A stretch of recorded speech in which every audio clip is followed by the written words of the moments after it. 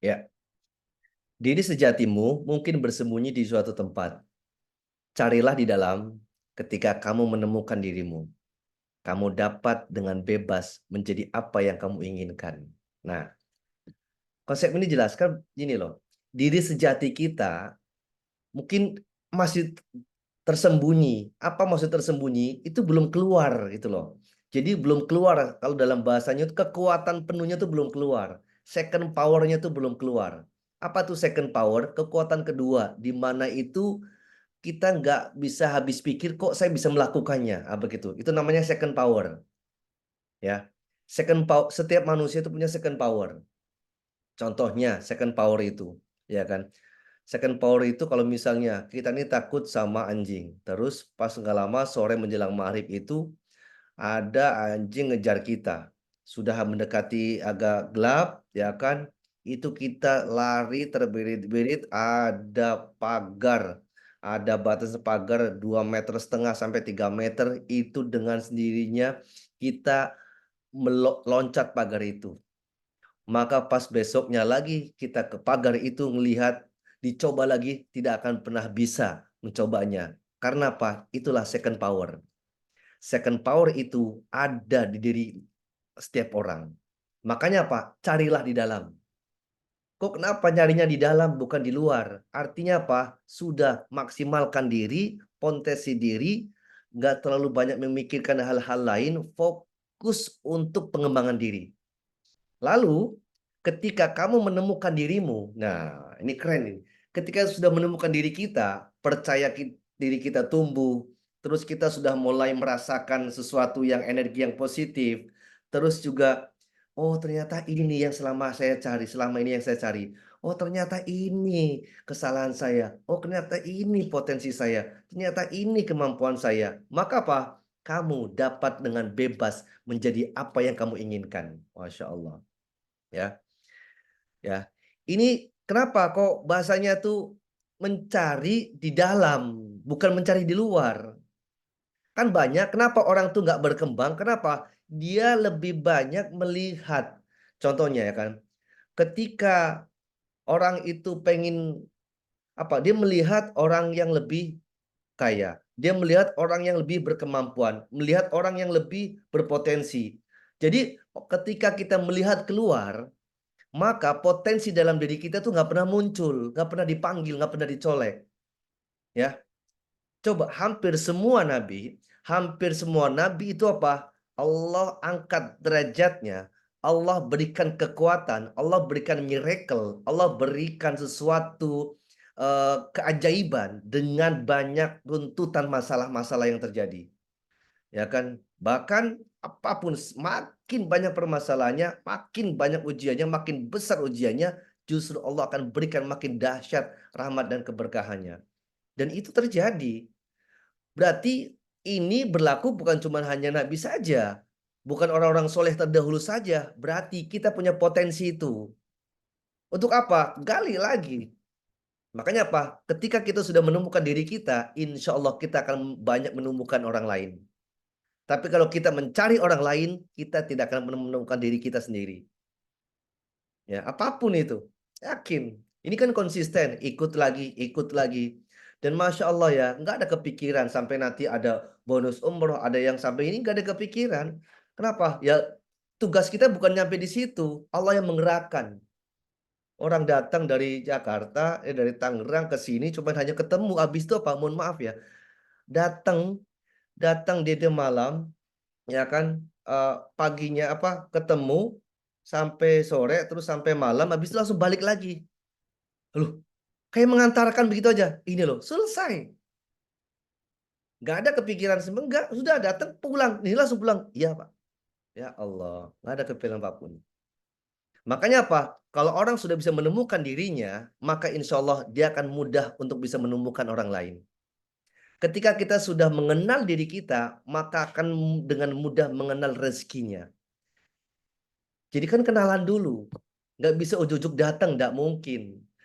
Jadi ketika Allah mengabulkan doa-doa hamba-hambanya, berarti ada suara, rintihan, air mata, perjuangan, pengorbanan dan juga halangan rintangan yang itu dikorbankan.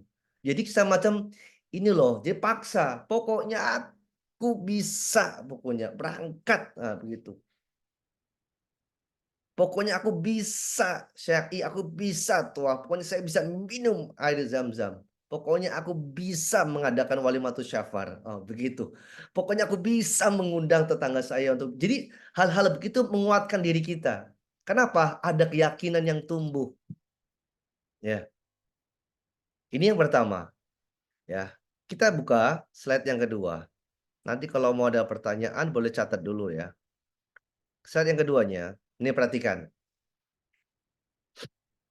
Makin orang banyak tanggung jawab atas beban, atas pikulan atau semacam ya ujian yang didapatkan, maka orang itu akan makin dewasa.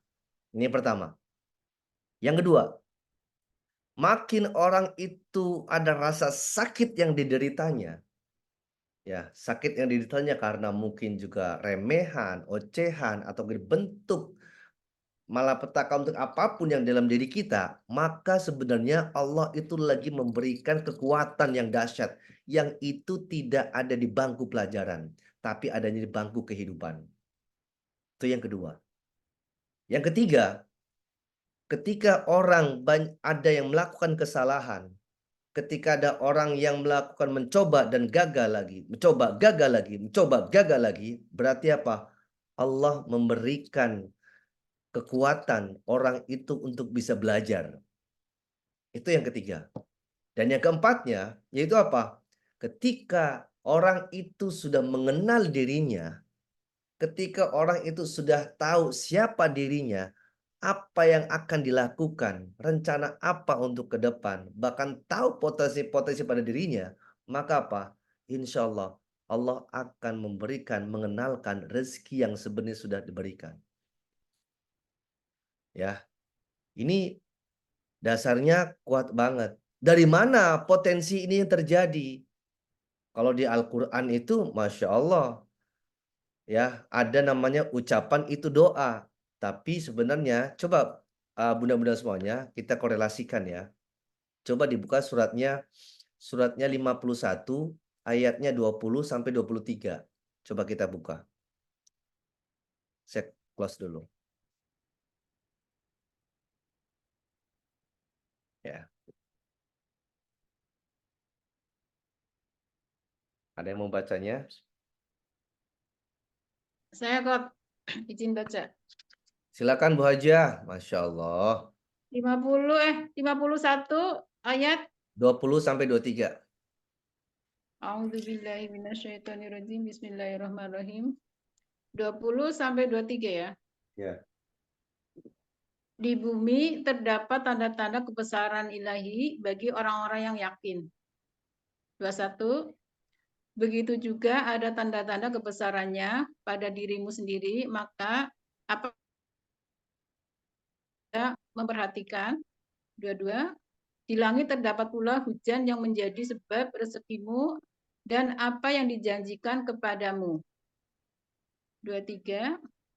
Maka demi Tuhan langit dan bumi, sesungguhnya apa yang dijanjikan kepadamu itu pasti akan nyata seperti halnya kamu berucap. Shadaqallahul-adzim. Bagus banget ini ayatnya. Terima kasih, Pak. Perhatikan, kan kita kadang cuma menjelaskan bahwa ucapan itu doa. No, jangan ke situ dulu. Ya, jangan ke situ dulu. Apa maksudnya? Ya, kenapa kalau bahasanya itu bahwa ucapan itu adalah doa? Coba ranahnya. Karena Allah tuh sudah memberikan itu dari tiga fase, tiga tiga apa namanya komponen atas, tengah, bawah. Ya, kalau kita lihat, yang pertama adalah di bumi, ada pada dirimu sendiri, dan juga ada di langit. Coba, langit pada diri sendiri dan di bumi. Di langit Allah berikan rezeki. Pada diri sendiri juga Allah berikan rezeki. Allah tuh pun munculkan potensi itu. Dan di bumi juga Allah munculkan rezeki. Makanya apa? Itu sudah Allah menjanjikan. Makanya apa? Bahwa apa yang kamu ucapkan itu akan sesuai. Jadi pikiran, perasaan, perbuatan, tindakan itu akan menggariskan kita ini punya jalan, memberikan jalan, ya, memberikan jalan.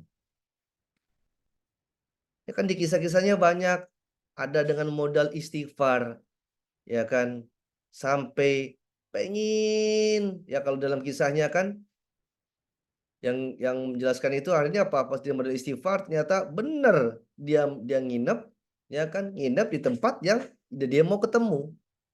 Bayangin. Artinya apa? Orang yang berucap, orang yang berpikir, orang yang terus memvisualisasikan itu lagi berjalan untuk menuju impiannya, gitu loh. Jadi jangan diremehkan ketika ada orang yang memimpikan saya pengen umroh, terus apa?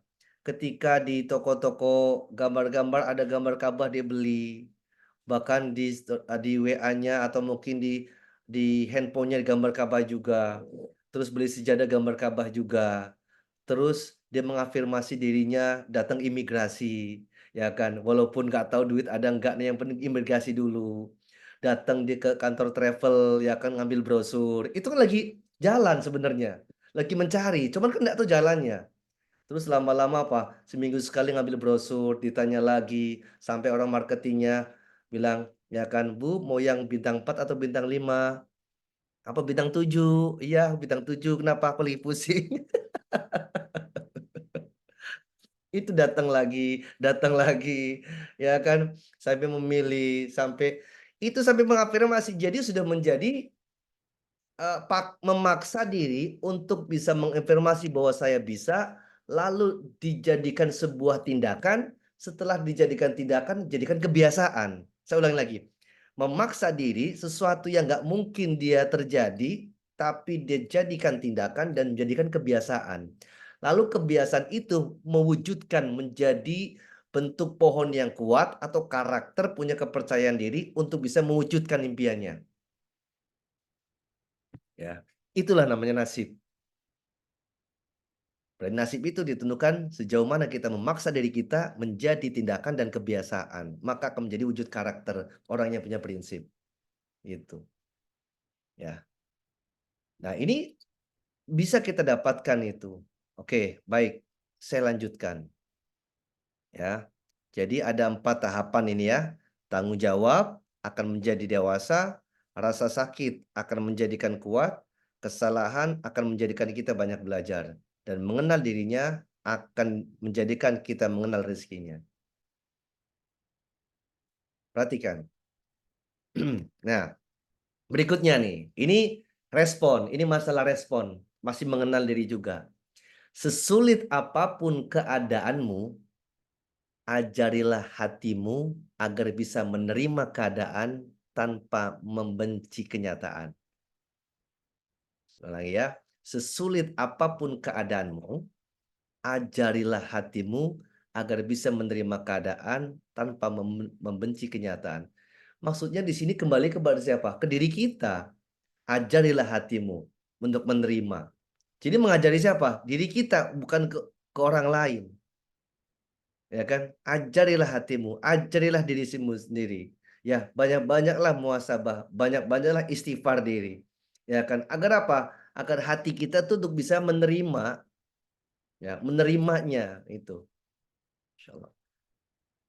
Jadi kalau misalnya kita merespon tidak mau menerima, berarti ya sudah, berarti secara sendirinya kita tuh menolak, ya kan? Ketika kita dapat ujian terus kita menolaknya, secara ketika ada rezeki kita menolaknya, itu kunci. Ya, ketika ada hinaan terus kita menolaknya, menolak itu dengan respon yang balik menghina, merespon balik malah menyalahkan, merespon balik malah, membuat pikiran kita ini malah jadi nggak karuan. Berarti sebenarnya apa? Kita merespon sesuatu yang tidak mau menolaknya. Kalau dalam bahasa mana rezeki adalah, the power of candy ya, apa sih, jadi ya bungkusnya itu kita terima gitu loh. Kalau ada paket datang itu, maka paket itu nggak merta-merta langsung isinya. Dia tuh harus ada apa? ada bungkusnya, ada alamat pengirimnya, dia menyocokkan, dan ada penerimanya. Nah, si penerima itu suruh ngapain? Suruh ngapain? Sami'na wa atokna. Itu penerimanya. Ini kadang, sebentar, dari mana? Cek dulu. Aku nggak butuh bungkusnya ini. Aku buka butuh ini. Ya kan? Aku nggak isinya. Kata tukang paketnya apa? Mohon maaf Pak, prosedur kami nggak bisa membuka ini Pak.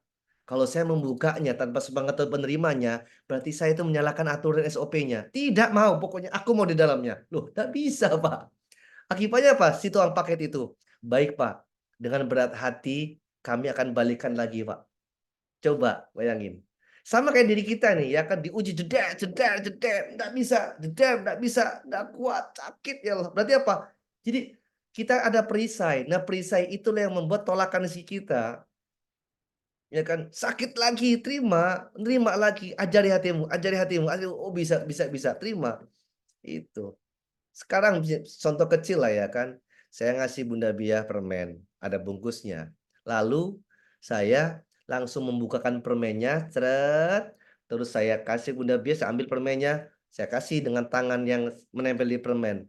Apa responnya Bunda Bia?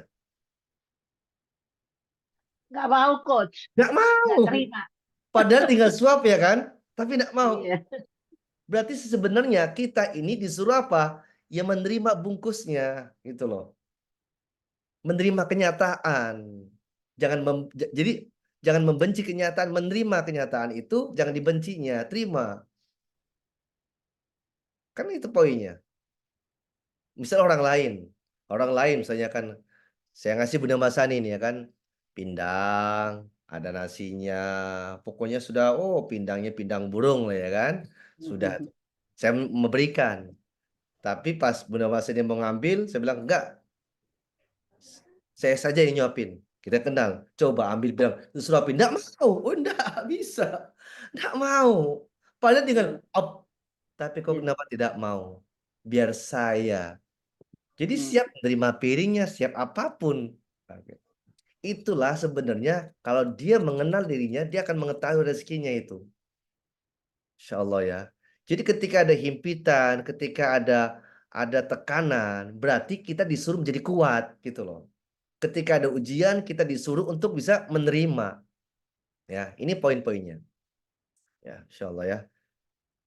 Baik, kita lanjutkan.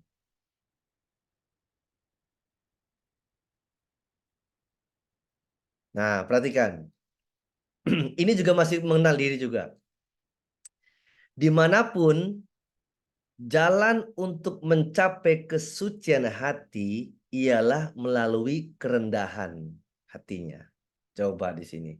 Ya, apapun, cara apapun, wasilah atau jalan, cara ya untuk bisa mendapatkan hati yang bersih adalah apa? Dengan kita merendah. Bukan merendah diri, tapi merendah hati. Jadi konsepnya ini namanya lembah itu ada di bawah, ya kan? Kalau kita lihat ya, yang sekarang terjadi itu di Freeport, ya kan? Itu sampai dibuat jalan untuk sampai ke bawah, ke bawah, ke bawah, ke bawah, ke bawah, ke bawah. Ternyata apa? Di bawah itulah sumber potensi yang banyak yang sebenarnya dapatkan. Ya, coba kalau misalnya nyari emas, ya kan, itu dengan cuman nggak usah dengan cara apapun terlihat di jalan ya, nggak bisa. Itu mah mas-mas yang di jalan itu, Mas Saiful, Mas apa itu gampang. Pasti nyarinya sesuatu yang di dalam itu. Ya kan? Pasti ada kesusahan juga. Pasti harus nyari sesuatu. Nah, berarti apa?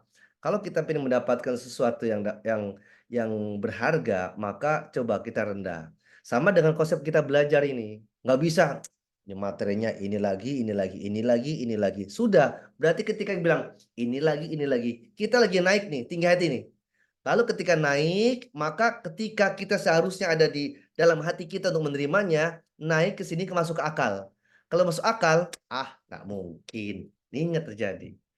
Ya kan. Makanya kalau kita belajar itu apa? Coba makin merendah Dari mulai mata, mulai dari pendengaran, masuk, membawa lagi, mulai masuk ke rasa. Ya. Makanya di Al-Quran jelaskan kan, mata untuk melihat tanda-tanda kekuasaan, telinga untuk mendengar ayat-ayat Allah, hati untuk bisa memahami. Berarti posisinya ada yang paling bawah. Berarti orang yang dia punya banyak, dia mau belajar, terus apa? Dia merendah, itu ilmu itu ngucur terus paling banyak di situ. Jadi bukan karena kecerdasan, bukan karena kepintaran, tapi apa? Ada ketekunan yang didapatkan dengan konsisten. Bahasanya adalah ya sami'na wa ta'na. Jadi fastabiqul khairat. Jalan aja terus. Apapun jalan aja terus. Yakin. Ini poin. Jadi namanya kerendahan. Ayatnya ada nggak? Ada ayatnya. Ya. Ayatnya ada. Masih ingat nggak? Ayat rendah hati. Ayo. Ya, kita korelasikan. Ayat tentang rendah hati masih ingat nggak? Yang mana ya, Coach? Saya baca Arabnya. 2563 Coach. Masya Allah, megang ya. Sudah kayak 2563. Boleh Bunda Yuvita bisa dibaca? Bentar Coach. Ya.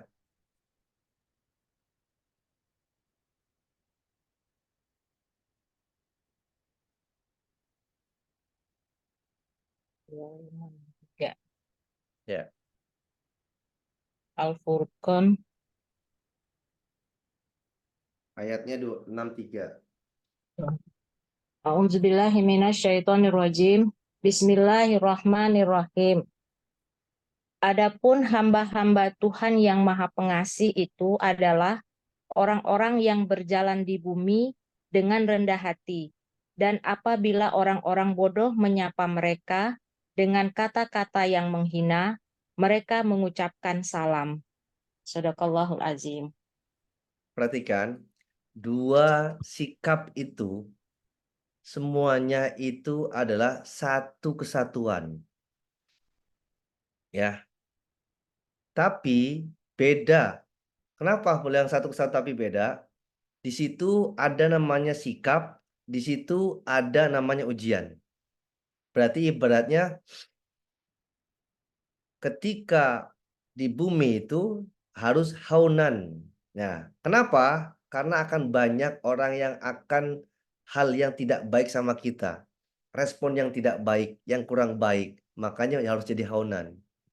Jadi kalau orang haunan itu, sudah dia menerima. A'udzubillahi minasyaitonirrajim. Wa ibadur rahmanil ladzina yamshuna 'alal ardi haunan. Ya.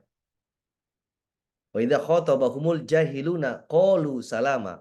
Kata-katanya jahilun. Apa itu jahilun? Jahiliyah. Berarti ketika ada orang yang tidak suka sama kita, ada dua kemungkinan. Satu, karena ketidaktahuannya. Yang kedua, karena kesengajaannya. Ini dua. Kalau kita kadang dasar dia tuh nggak tahu terima kasih. Loh, kok kamu ngomong begitu? Jadi bayangin, saya sudah baikin, sudah ini, apa kek, bilang makasih atau apa kek, enggak. Dua kemungkinan, dia tidak tahu. Dia tidak tahu cara berterima kasih. Yang kedua, memang sengaja dia tuh nggak mau terima kasih. Jadi itu ya bukan urusan kita gitu loh. Makanya dua sikap ini. Makanya kalau kita pengen mendapatkan kesucian itu, coba kita merendahlah. Maka Pak akan dapat semuanya. Oke ya. Baik, kita lanjutkan. Masya Allah sudah jam 9 ya. Baik, Masya Allah. Baik, lanjutnya. Ya, perhatikan. Ini juga masih mengenal diri dan juga mengenal rezeki juga. Dimewahkan bukan berarti dimuliakan. Disempitkan bukan berarti dihinakan. Coba, di sini apa namanya?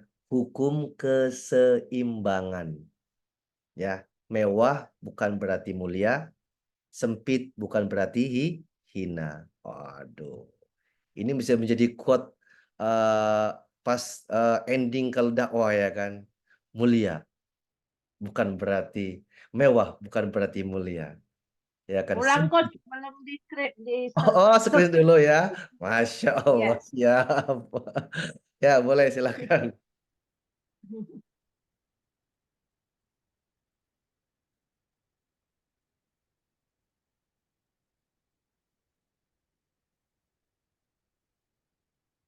Oke, ya. Jadi mewah bukan berarti mulia, sempit bukan berarti hina.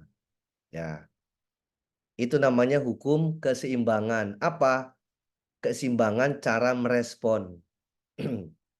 Kalau misalnya nih ya, ada dua. Contohnya, kita melihat, misalnya kan, ini enak banget ya, ya kan, Bunda Masani ya, misalnya kan, dia punya kelompok-kelompok yang baik, aktivitasnya baik, selalu berdakwah, selalu begini, kok kayaknya hidupnya bebannya tuh nggak ada, enjoy, di sini senang, di sana senang, segala macamnya. Oh, ya kan. Tapi bukan berarti dia itu dimuliakan, belum tentu juga, ya kan. Kebalikannya, kalau lihat orang tuh kan, dikasihan banget ya dia tuh hidupnya lah sudah ditinggal keluarga, hidupnya kayak begitu, hidupnya begini, kayaknya nggak ada ini. Belum tentu juga hina gitu loh. Pernah saya dapat ya, ini belum saya ini juga ya, dari salah satu Ustadz Umar Mitra juga. Jadi gini bahasanya. Sebentar ya, ada catatan. Jadi ingat.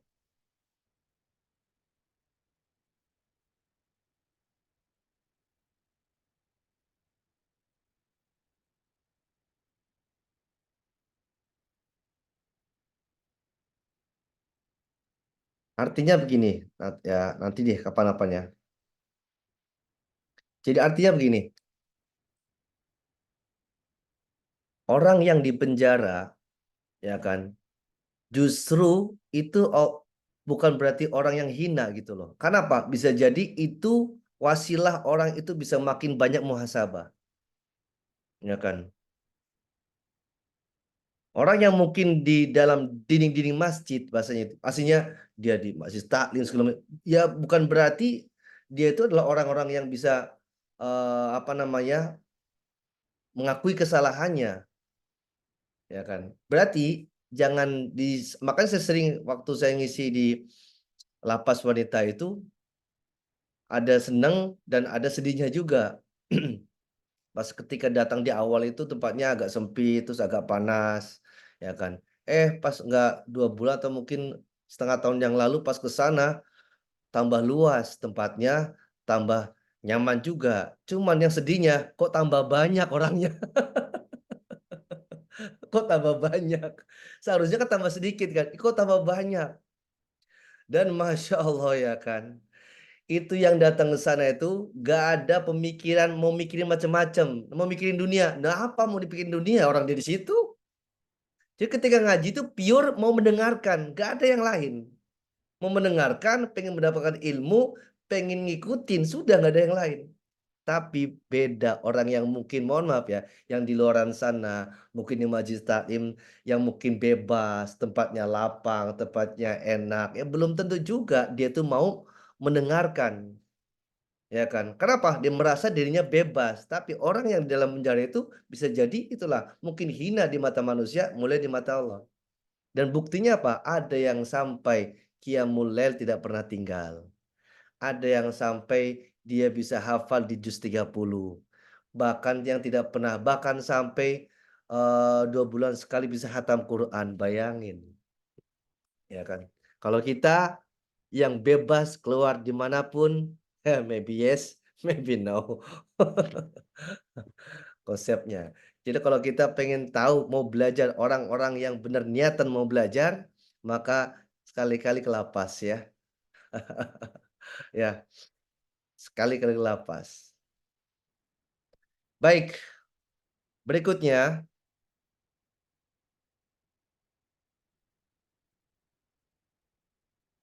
coba kita buka surat Al-Ankabut. Nah, ini sudah mulai tentang rezeki ya.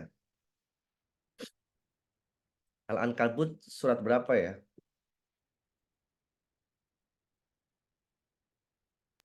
29, Coach. 29, Coach.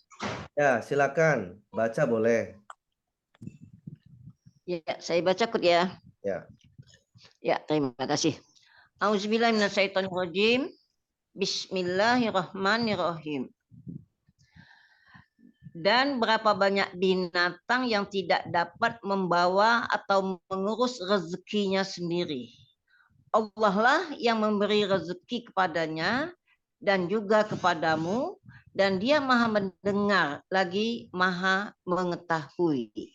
Sadaqallahul azim. Terima kasih, Bu. Ini jelaskan. Berapa banyak binatang yang tidak dapat membawa mengurus rezekinya sendiri. Allah lah yang memberi kepadanya dan juga kepadamu. Jadi kepadanya dan kepadamu. Nyanya siapa ya? Makhluk hidup, kepadamu ya kita juga, dan dia maha mendengar dan maha mengetahui. Jadi kita itu disuruh untuk apa?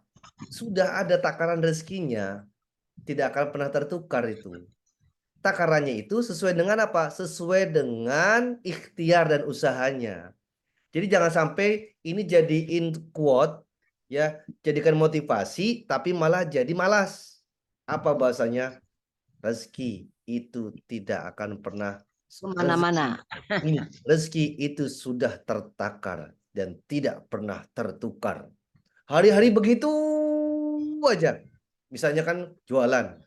Kenapa jualan nggak laku? Rezeki sudah ditakar, tidak pernah tertukar.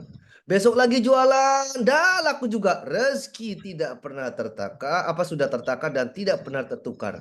Woi, kamu jualan gimana? Ya silakan. Kalau nak beli-beli, kan juga datang sendiri. Ah, ini nih yang bikin malas nih ini. Gak bisa dengan cara begitu. Ya kan, tidak bisa. Pasang jadinya. Iyalah, kayak belajar, ya kan? Allah mengetahui isi hati setiap manusia. Betul. Ya kamu harus belajar juga, nggak bisa. Oh, apalagi bahas ini menunggu keajaiban. Oh, kau ketemu. Lihat aja, lama-lama tiduran dia. Keajaiban mimpi. Apa? Jadi kalau pas mau dapat keajaiban, dia tidur dulu. Ya, ini beda. Jadi bahasa begitu boleh, tapi jadiin bahasa motivasi. Jangan sampai kita malah jadi rendah diri, jangan. Ya kan? Emang bahasanya enak. Kenapa? Ada kalimat terakhir kata takar tukar. Enak kita menghafalnya. Rezeki tidak akan pernah tertukar karena rezeki sudah tertakar. Ya. Woi, begitu lagi. Jualan lagi. Kok kenapa kamu jualannya nggak laku? Sudahlah, rezeki ada yang ngatur. Rezeki ada yang ngatur. Loh, rezeki ada yang ngatur. Terus ikhtiar kamu kayak gimana? Lah, kalau sudah taruh nih jualan depan rumah. Ya kan kalau ada yang beli, berarti emang Allah sudah kasih kehendaki. Pinter kali kau ini ya. Nggak bisa. Kenapa kalau orang tuh kalau bisa jualan? Coba nih, mohon maaf nih, hal kecil nih ya. Hal kecil nih ya. Kalau kita ke kaki lima, ya kan ke kaki lima, itu kok kenapa ada mereknya? Gorengan. Ya kan? Jualan apa lagi nih? Tahu gejrot, soto Betawi. Apalagi misalnya jualan. Jualan apa lagi? Ya, kenapa kok ada tulisannya? Ya orang biar kenal. Gak mungkin datang, Bapak jualan apa sih? Ya kan? Ya lihat sendiri dong. Itu kan dari jauh sebenarnya kita tahu. Nggak mungkin cuma datang ke restoran, nggak tahu kamu makan apa, nggak tahu. Saya mau tanya dulu, kenapa kok ada brand? Kok kenapa ada nama? Biar orang tuh kenal dulu, tahu dulu, minimal itu. Makanya ada yang bikin spanduk, bikin yang bagus, bahkan sampai ada yang pakai lampu-lampu biar orang tuh bisa dekat. Itu adalah bentuk ikhtiarnya. Coba misalnya sudah malam, nggak pakai lampu, ya kan? Nggak apa-apa. Ini jualan apa ini? Oh ternyata jualan ini pancong. Nah, kalau pancong apa bahasa di sini ya? Kue pancong. Pancong ya.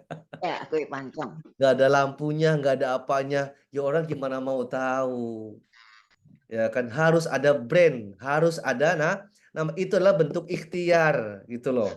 Kenapa nih Bu? Mohon maaf ya. Ini kenapa ada tulisannya Yusna Nizar, Masani, Sri Mayarni, Suraya.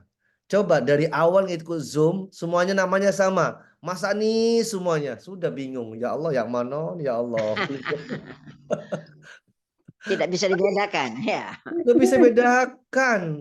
Iya. Berarti kan kita harus mengenalkan, betul kan? Mengenalkan. Ya. Kalau orang sudah mengenal, maka akan menyebutnya. Kamu beli di mana? Di ayam bakar. Ayam bakar Masani. Wow, ya kan? Di mana? Pojok sana enak. Ya coba. Beli di mana? Ayam bakar tuh di pojok sana. Pokoknya enak banget. Dicari ternyata ada 19 ayam bakar. Pusing kau nyarinya. Yang mana yang mau Yang dibeli? mana Ya. itu? Ya kan ada 19 makanan jualan ayam bakar yang sama di tempat yang sama. Cuma ngasih tahu, sana ayam bakar enak banget pokoknya. Pas ke sana, ini ayam bakar, ini ayam bakar. Stres akibatnya nyari dan nggak pernah, ini nggak jadi beli. Ya sudahlah, dengan aku beli gorengan saja. Jadi memang harus ada nama. Penting tuh nama itu. Untuk identitas. Identitasnya itu. Jadi bukan berarti apalah arti sebuah nama. Loh, nama itu punya makna loh. Dan nama itu bisa kita buat jadi salah satu motivasi. Contoh kayak nama saya, Saifullah, ya kan? Itu ada 3 bahasa kalau saya ambilnya. Sai itu bahasa Jawa, artinya baik, ya kan? Full itu bahasa Inggris, artinya penuh. Allah. Artinya apa? Hidup itu harus banyak berbuat penuh kebaikan mengharapkan ridho Allah. Kan begitu? Boleh nggak? Ya boleh aja. Iya kan? Kenapa full bahasa Inggris? Karena saya suka bahasa Inggris. Iya. Saya itu apa? Ya baik gitu. Ya kan? Kalau bisa diartikan lagi kalau bahasa Saifullah pedang Allah ya apapun. Yang penting ada makna tersendiri yang itu jadi motivasi. Ini ada namanya, kadang namanya dibikin singkatan atau nama panggilan. Ada namanya Muhammad Tirta. Panggilannya apa? Bejo. Ya Allah, cak mano ini panggilannya. Sinkron jadinya. Iya. Nyambung. Dan nyambung. Ya kan? Dirubah-rubah lagi namanya kan. Namanya siapa? Ibrahim. Siapa namanya? Oh, Bram. Oh, ya Allah, dia Bram. Pengen gaya-gayaan. Dan itu terjadi. Bahkan sampai ada orang yang ganti nama itu loh ya kan. Ada yang ganti nama. Kenapa? Ke brand. Mulyono. Ternyata ceplosan. Ayah kok hati-hati. Masya Allah. Jadi Masya Allah ya. Ini semuanya penting bahasa begitu. Makanya kalau kita dipanggil nama itu kita tuh ada detak jantung sendiri. Orang yang ngantuk dipanggil nama itu secara alam bawah sadar langsung.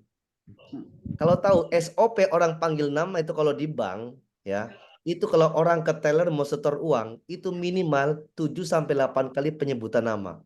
Kalau mau tahu coba cek di salah satu bank ya, cara pelayanan itu namanya Bank BNI kalau nggak salah. Sebutkan, ada yang bisa bantu? Oh ya, oh dengan siapa? Oh Bunda Masani. Oh iya, baik Bunda Masani, ya kan? Boleh minta KTP-nya Bunda Masani? Oh baik, ya kan. Bunda Masani mau apa? Mau setor uang. Oh baik Bunda Masani. Sebentar Bunda Masani ya. Baik. Oke, benar ya. Terima kasih Bunda Masani. Sampai ketemu lagi Bunda Masani. Coba berapa kali coba? Iya. Diulang-ulang. Betul kan? Di bank. Coba Betul, bayangin sampai masuk ke sini. Apa bahasanya? Tellernya baik banget. Padahal SOP-nya itu emang manggil nama. Kenapa teller itu ada namanya di sini? Nanti saya dengan Bunda Witri ya. Kalau misalnya Papa panggil ke Bunda Witri ya. Begitu. Ini kadang, oi. Ya Allah, oi. Oh. Woi, kapan? Waduh, ada nama. Penting. Ya. Ada penghargaan kok. Nah, berarti itu sudah menjadi nilai, itu adalah bentuk ikhtiarnya. Bentuk ikhtiarnya, kita jalankan itu. Ya, baik, lanjutkan. Kok jadi ngomongin nama ya? Itulah asiknya kita mengenal diri. Oh, benar kenal diri kan? Ya kan mengenal diri, ya. Jangan sampai gini. Namanya siapa? Ya, sama siapa aja bolehlah panggil. Nggak boleh dong. Nah, nama saya Koseful. Begitu.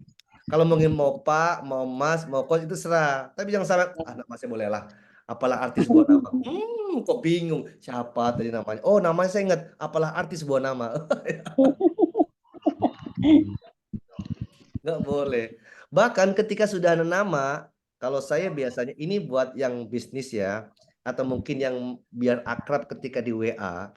Nih, ini Ini sebenarnya di luar dari materi, tapi ini trik biar kita paham. Contohnya, kita baru kenalan sama orang, ya kan? Kenal nih, sudah akrab, kenal akrab, lalu kita minta nomor WA-nya.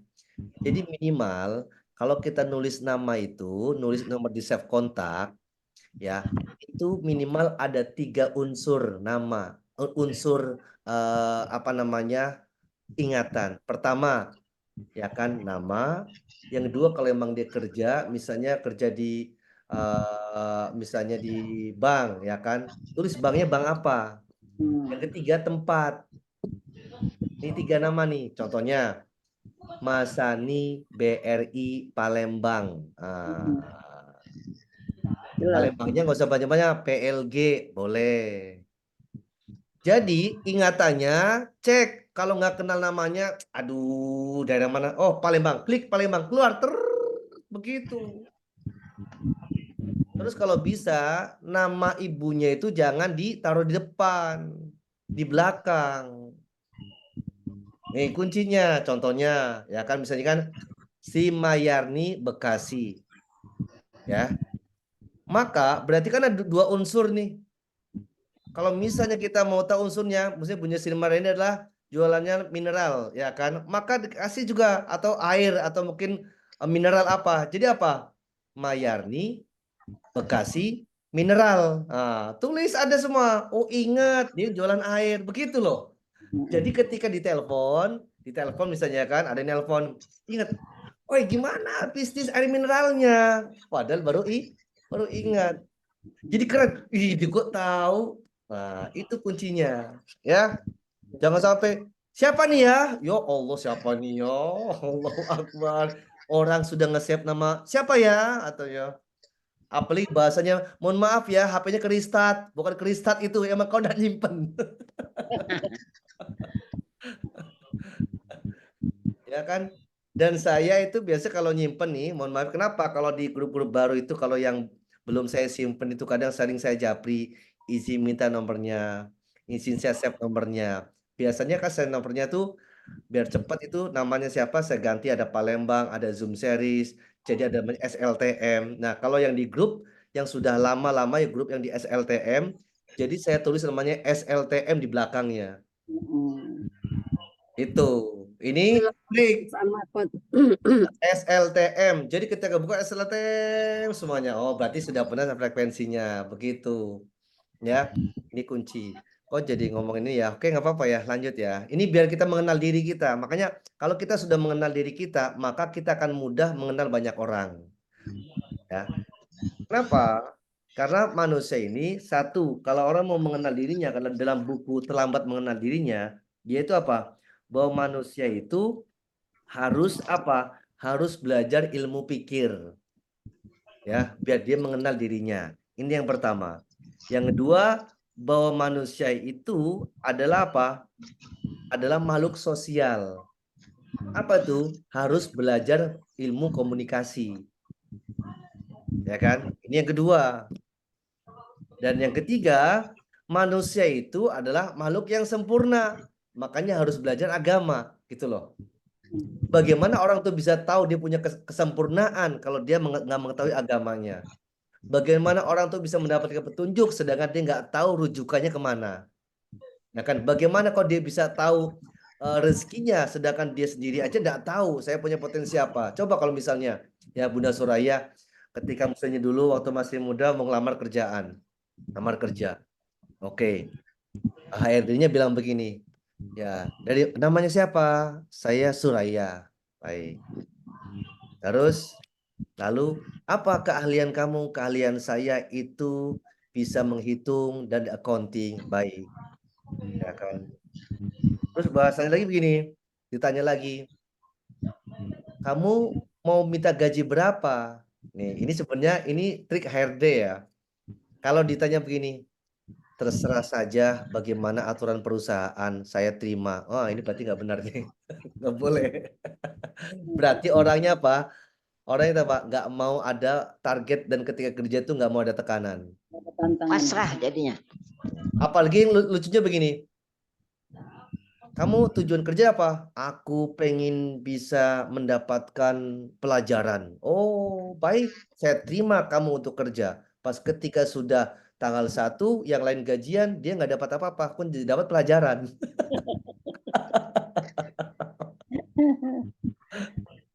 Nggak boleh. Tapi kalau misalnya begini, kamu mau gaji berapa?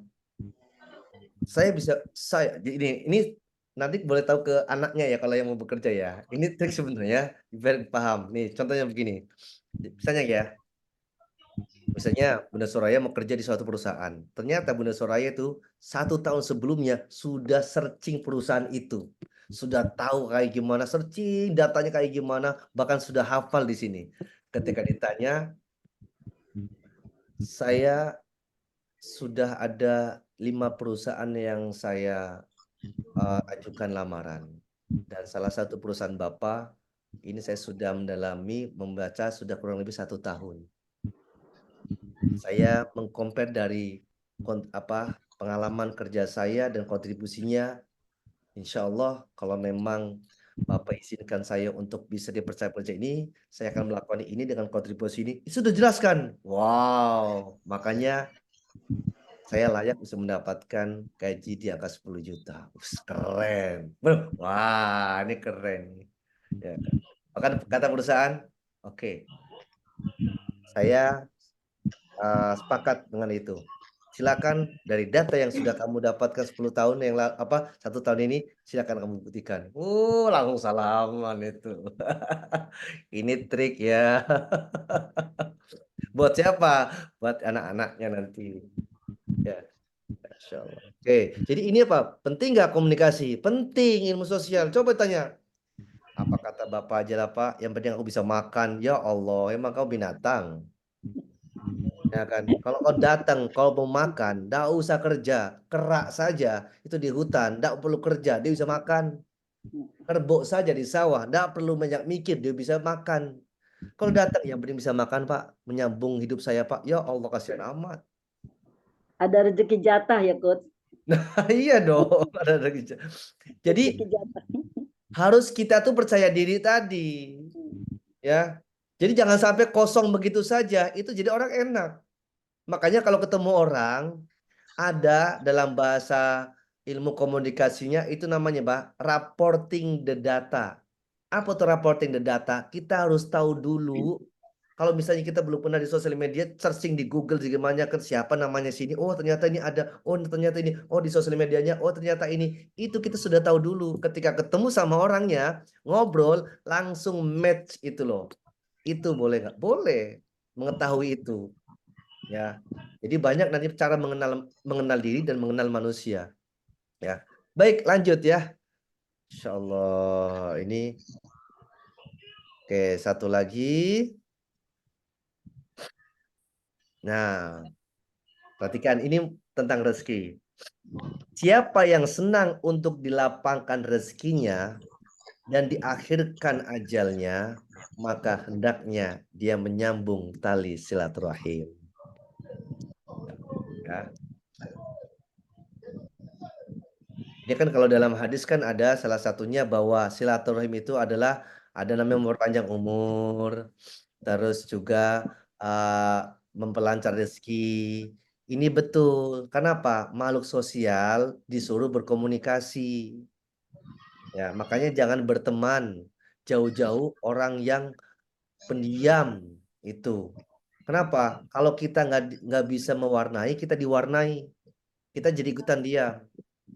Ya ketemulah orang-orang yang mau ngajak nasihat, yang berkomunikasi, yang mau ajak ngobrol, itu enak. Jangan sampai anak bapak, ya kan, mantu, cicit semuanya dalam satu rumah itu pendiam semuanya, rumah kayak kuburan.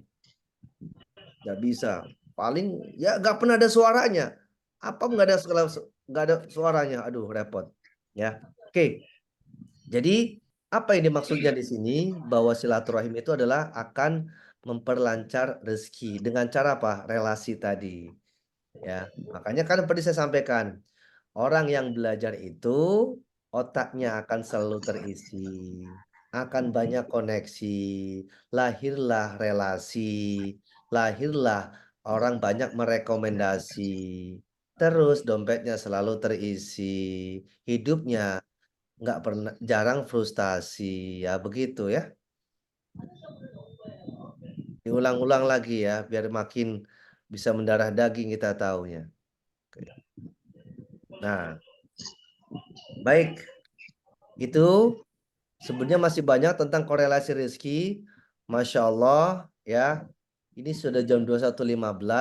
Kita akan buka sesi tanya jawab.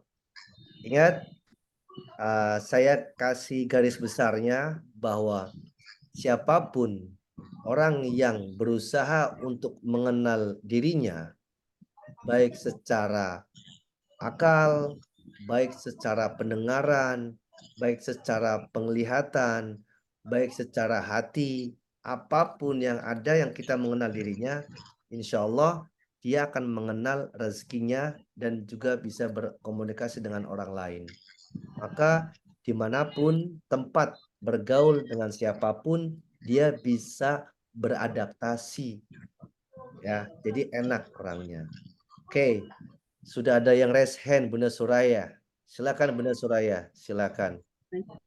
Terima kasih. Assalamualaikum warahmatullahi wabarakatuh. Waalaikumsalam warahmatullahi wabarakatuh. Ini mengenal diri tadi ada 4 tahapan itu, diantaranya rasa sakit itu yang membuat kita menjadi kuat. Dan Ya. kalau di sini dengan kuatnya kita, saya mengambil kesimpulan bahwa dahsyatnya doa itu yang membuat kita menjadi Kok kuat. suaranya kecil? Oh, kecil. Saya pegang. Jadi dahsyatnya doa itu yang membuat rasa kita menjadi kuat. Contoh ya, Coach. Tahun 2002 saya tuh merasa sedikit ada masalah. Jadi saya mengajak my husband untuk naik haji. Ternyata beliau belum siap. Baik. Saya tunggu, sambil saya menunggu, saya berdoa. Selama 7 tahun doa saya baru dikabulkan. Apa kata Allah? Tidak hanya your husband, tapi ajalah semua anak-anak.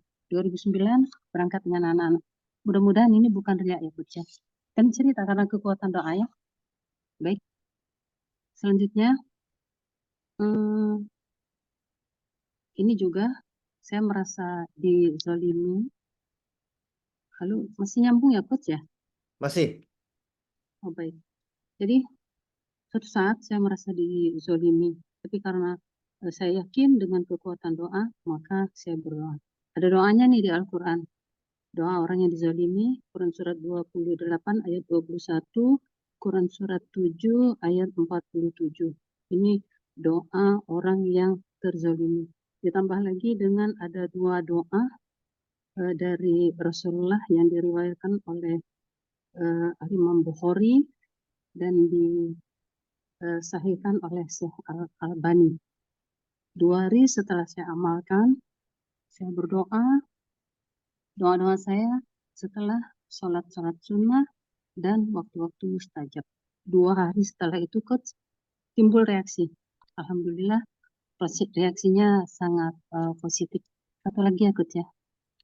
Jadi, mengenal diri, itu kata Coach tadi, kalau kita mengenal diri, maka kita akan mengenal rezeki.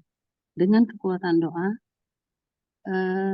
setelah 2009, 9 tahun kemudian, selama 9 tahun saya berdoa, kiranya saya bisa umroh dan dikabulkan oleh Allah. Tahun 2018 saya umroh. Ternyata umroh itu di luar Ramadan. Saya berdoa lagi, ya Allah, karena umroh di bulan Ramadan itu sama dengan haji, ada hadisnya. Maka saya berdoa lagi, kiranya bisa umroh di bulan Ramadan. Allah kabulkan di awal Ramadan. Ternyata yang bagus itu di akhir Ramadan. Jadi saat ini saya sedang berdoa untuk umroh di akhir Ramadan. Tapi apa yang terjadi? Pagi tadi saya ditawari untuk umroh full, hanya 35 juta. Sepertinya ini tertarik, hanya saja yang sedang dipikirkan dan dikaji bagaimana solusinya. Saya sedang memikirkan mahramnya. Terima kasih, Coach. Apakah ini ada kaitannya dengan kekuatan diri? Itu saja, Coach. Terima kasih. Assalamualaikum warahmatullahi wabarakatuh. Baik. Ya, kenal diri, maka dia akan kuat. Ya, ya. Kenapa orang yang kenal diri dia akan makin kuat? Kenapa? Dia tahu punya potensi diri untuk bisa mendapatkannya dengan cara apapun. Dia nggak pernah berpikir, oh nanti gagal kayak gimana ya, nanti gagal gimana. Tidak, dia doing saja. Terus, tapi dengan benar belajar, doa lagi. Itulah benar mengenal diri itu makin mengkuat diri. Makanya ada 4 tahapan kan. Orang yang ketika dia dengan tanggung jawabnya mungkin makin hari makin berat, makin panjang, mungkin makin banyak pengorbanan, maka disitulah orang akan makin banyak dewasa. Dewasa itu maksudnya bukan berarti dia bukan hanya berumur saja, tapi pemikirannya, berpikirnya itu beda dengan orang yang biasa. Itu maksudnya dewasa ya. Yang kedua adalah ketika orang yang disakiti itu mereka tersakiti, dibalas dengan ucapan-ucapan baik dan doakan, itu Masya Allah, itu keren. Berarti kita tuh sudah naik satu level dari orang yang menyakitinya. Berarti level kita tuh sudah naik ke atas. Mendoakan lagi, apalagi sebut namanya, itu sudah keren. Apalagi dengan doa-doa yang di waktu-waktu mustajab. Masya Allah ya. Ya, begitu juga dengan kekuatan doa. Artinya misalnya mau umroh di akhir Ramadan akan full di angka 35 juta. Berarti dengan maharnya. Maka kita nggak usah memikirkan bagaimana maharnya. Yang penting kita ikhtiar terus doa itu yang mudah-mudahan Allah berikan kekuatan dan jalan untuk bisa mendapatkannya. Kalau ternyata Allah kasih dengan hal yang lain, berarti itu the best plan-nya, decision maker-nya adalah Allah. Kita cuma hanya merencanakan, tapi decision maker-nya yang ngetok palunya itu adalah Allah. Kalau dalam bahasanya begini, Allah manusia punya rencana, Allah itu yang akan ngasih kabar berita. Hui, asik ya. Asiknya begitu. Rencanain aja, tulis. Makanya afirmasi boleh nggak? Boleh banget. Afirmasi itu. Ya kan? Dan doa itu salah satu apa namanya? Ya, pelurunya orang-orang beriman itu doa. Doa lagi, sebutkan lagi, datang lagi, sebutkan lagi, doa lagi. Itu kuncinya. Kenapa? Nabi Yunus itu cuma dengan kekuatan doa dan keyakinan Allah kabulkan. Nabi Adam dengan kekuatan doa dan keyakinan Allah kabulkan. Nabi Yusuf dengan kekuatan doa dan keyakinan Allah kabulkan juga. Jadi tidak ada yang tidak mungkin. Pasti Allah akan berikan jalan. Walaupun kadang jalannya tuh berbeda. Nah itu ya. Itu poinnya. Insya Allah. Ya, Masya Allah Bunda Soraya ya. Selalu memberikan inspirasi ketika kita discuss begini ya. Insya Allah. Alhamdulillah. Men diproses good dispose ya, manusia berencana, Allah mengabulkan. Wih, keren. Man propose, God dispose. Itu bahasa bahasa ini ya. Bahasa Inggris ya. Keren. Oke, ada yang nih Bunda Bia. Raise hand. Ya, Coach. Yes. Oke, baik, habis itu nanti Bunda Ya. Yusnani ya yang akan bertanya. Baik, keduanya Bunda Yusnani. Silakan Bunda Bia. Ini Coach. Assalamualaikum warahmatullahi wabarakatuh. Waalaikumsalam. Nah, izin bertanya. Kadang-kadang saya ini karena saya banyak pengalaman, saya juga kasih motivasi murid-murid saya. Karena saya ini guru juga, anak saya kan guru keterampilan.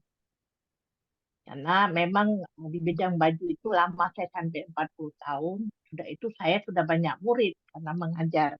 Jadi saya juga motivasi mereka bahwa yang menolong diri kita itu hanya diri sendiri.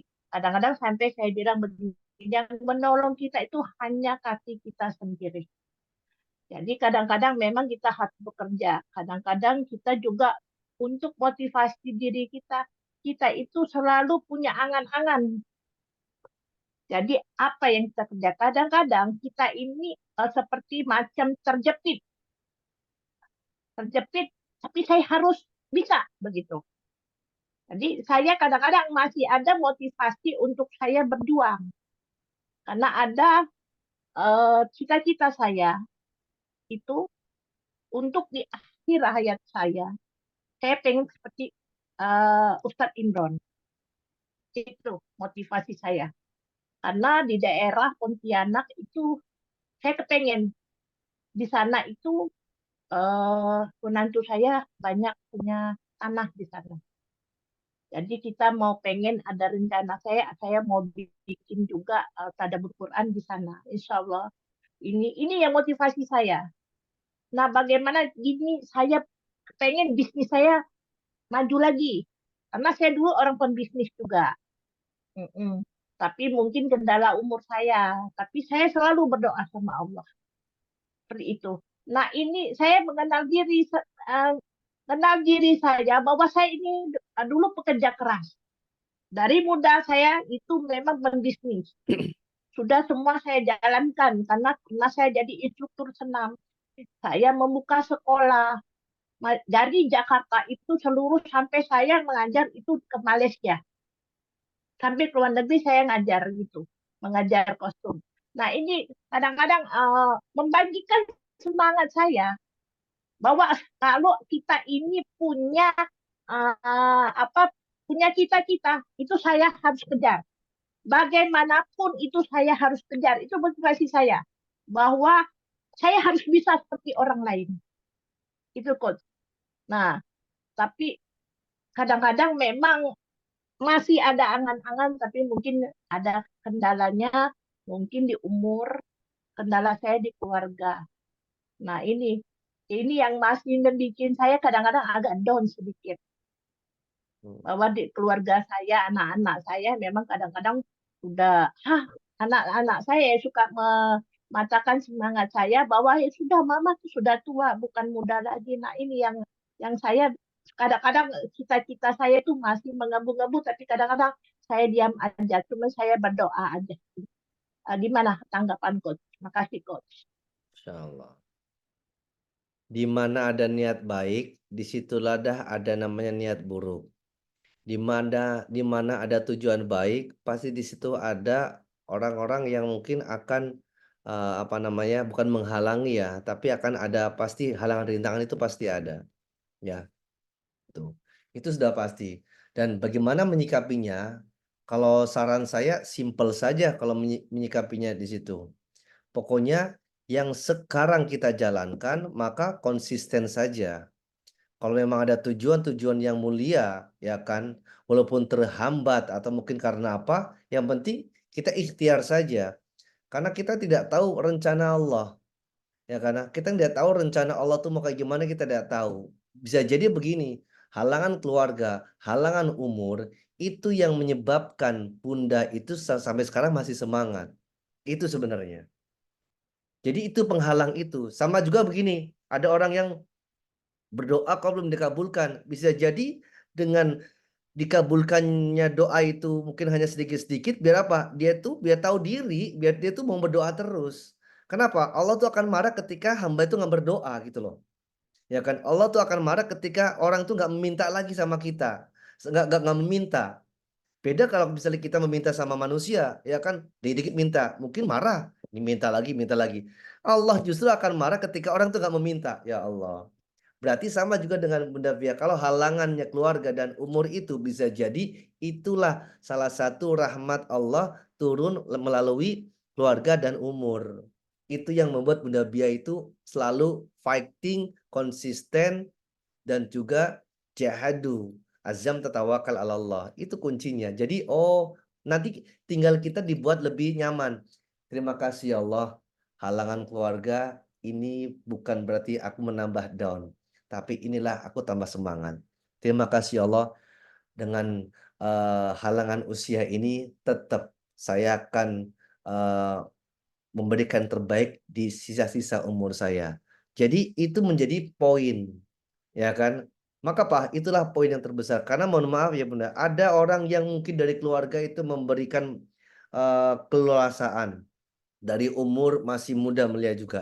Tapi mereka tidak bisa mengambil kesempatan itu. Makanya Pak, kesempatan harta tidak dimanfaatkan, kesempatan umur tidak dimanfaatkan. Ya, akibatnya dia berbuat baik ketika dalam kondisi sakit, dia mau berbuat baik ketika kondisinya sudah nggak bisa ngelakuin apa-apa. Nah, berarti kesempatan harta dan kesempatan halangan keluarga dan halangan umur itu yang menjadikan Allah tuh sayang sama Bunda Bia. Itu, Masya Allah. Ya, Pak. Makanya kok saya sampai sekarang juga tetap belajar bahwa karena saya punya cita-cita. Masya Allah. Makanya saya tidak patah semangat untuk belajar bahwa walaupun saya sudah berumur, orang bisa saya harus bisa. Itu motivasi saya. Kenapa orang bisa kok saya tidak bisa? Itu motivasi saya bahwa orang lain itu sama saya. Cuman mungkin orang itu belajar duluan, saya belakangan. Walaupun sedikit-sedikit ilmu itu pasti dapat, saya pikir begitu. Walaupun mungkin kendalanya kadang hafalan, kadang itu karena kita tidak muda lagi. Ya, itu kendalanya. Tapi kalau batu ditetesin air, lama-lama juga berlubang. Itu saya pikirnya begitu, Coach Saiful. Nah, ini yang membuat saya semangat. Saya tidak, karena saya itu orangnya, kalau saya belum dapat, itu saya harus kejar. Saya harus bisa. Itu, saya dari dulu begitu. Makanya saya banyak keterampilan yang saya pegang. Makanya saya dressmaking school saya tamat. Waktu itu saya jadi jadi ini instruktur senam, itu saya punya sertifikat. Jadi saya banyak memang keterampilan yang saya ambil karena memang saya dari muda senang sekolah saya. Dari muda saya sering ngambil keterampilan macam-macam. Nah, ini motivasi juga. Saya bilang orang bisa, kenapa saya tidak bisa? Ini yang motivasi saya. Keren. Ya, makasih, Coach. Saya juga termotivasi, ya kan, dengan usia Bunda masih dengan semangatnya jiwa-jiwa muda. Makanya sudah, jadi bukan Bia Alionar, tapi apa? Bia Riana, Meriana itu ya. Wah, semangatnya coba bayangin. Ya kan. Ini kalau dari usia saja, ya kan, orang tuh bisa banyak belajar, apalagi udah usia sudah ya kan berumur tapi motivasinya masih anak muda tuh keren banget ini, keren banget nih. Ya, Masya Allah ya. Baik ya. Inilah enaknya ya kan, belajar dan juga bisa berbagi, dan berbagi juga belajar. Oke, Bunda Yusna Nizar. Silakan. Wabarakatuh, Coach Saiful. Waalaikumsalam wabarakatuh. Saya di sini orang baru. Cuma Ya. saya bertanya, Coach, masalah mengenali diri. Ya. Saya ikuti Zoom ini, saya merasa diri saya itu semua doa saya akan dikabulkan Allah. Masya Allah. Jadi suatu waktu saya punya teman, ini teringat saya kembali dengan doa saya, tapi apakah itu hukumnya buat saya? Setelah saya belajar di ilmu ini, ya Allah, rupanya ini nggak boleh. Saya merasa diri saya itu apa yang saya doakan semua akan terkabul. Jadi ada teman, ceritanya dia meminjam uang sama saya udah berapa tahun yang lalu ya, sekitar 10 tahun yang lalu, 150 juta.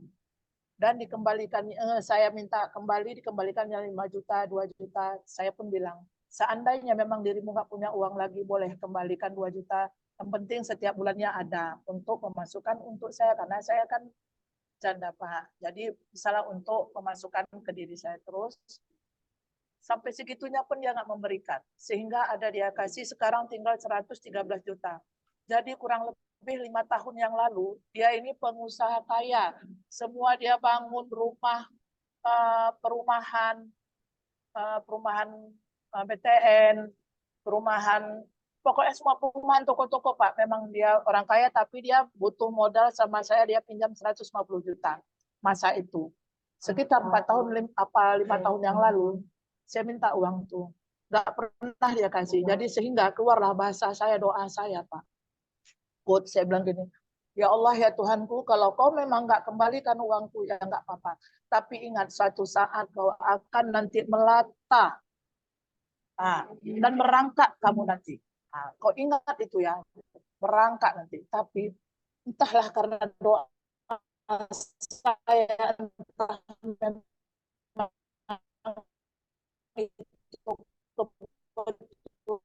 Suaranya?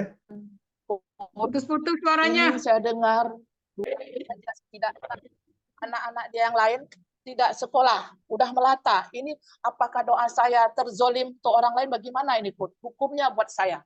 Nah, saya sudah mendoakan karena sakit hatinya saya diberantemkan apa malah dibeklaykan saya, dimarah-marah di depan orang, saya malu. Jadi suatu waktu saya nggak sabar lagi dengan hati saya selalu dihina saya seolah-olah saya yang meminjam uang dia di depan orang.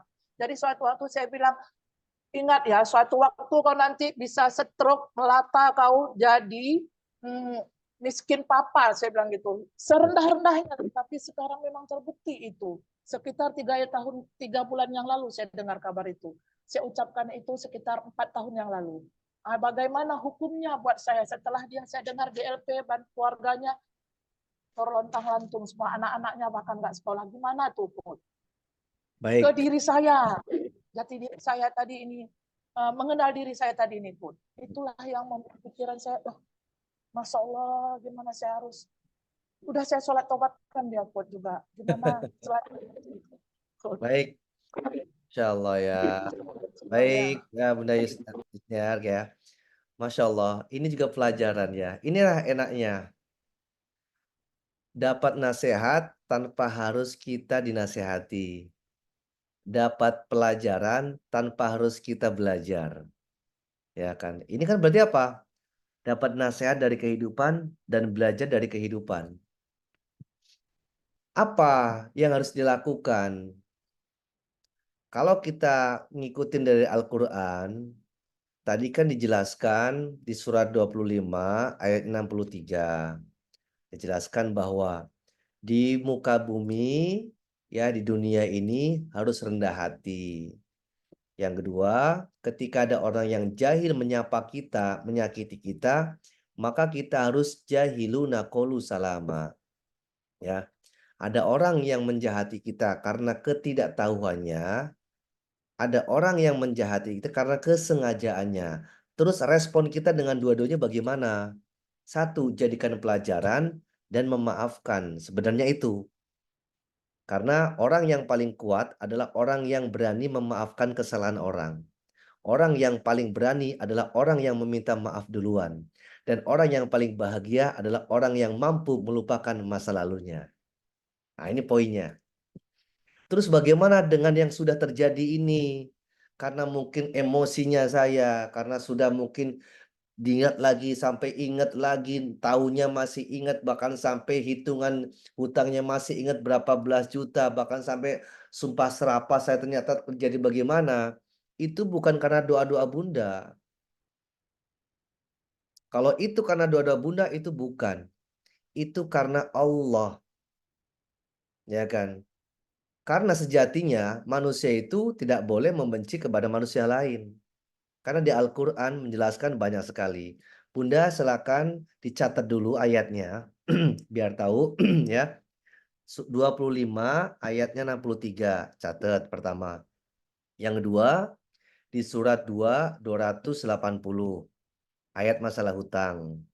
Yang ketiga, agar kita tidak punya penyakit ghil, ada doanya di surat 59 ayatnya 10. Itu yang ketiga.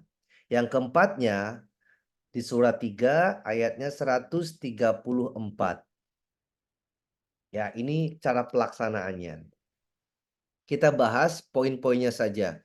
Di surat 25 ayat 63 dijelaskan kita harus jadi orang yang rendah hati dan merespon dengan cara yang baik apapun.